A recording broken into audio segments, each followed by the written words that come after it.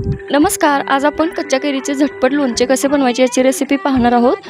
हे लोणचे तुम्ही 8 ते 10 दिवस आरामात टिकवून ठेवू शकता। तर सर्वात अगोदर इथं मी ताजी कच्ची कैरी त्याचे काप करून घेतलेले आहेत। त्यानंतर त्यामध्ये 1 चमचा मीठ घालून त्याला छान असं मिक्स करून घेतलेलं आहे। त्यानंतर इथं अर्धा चमचा मी हळद घालून घेतलेली आहे।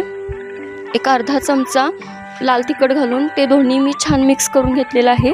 त्यामध्ये फोडणी देण्यासाठी इथं मी 1 मोठा चमचा तेल घालून घेतलेला आहे। 1 चमचा जिरे, 1 चमचा मोहरी, एक अर्धा चमचा मेथी दाणे, थोडासा ठेचलेला लसूण, एक अर्धा चमचा हिंग आणि थोडीशी बारीक वाटलेली बडीशेप हे सर्व घालून मी त्यावरती अशा प्रकारे फोडणी देऊन छान असं मिक्स करून घेतलेलं आहे। आणि इथं तयार आहे झटपट असं कैरीचं लोणचं।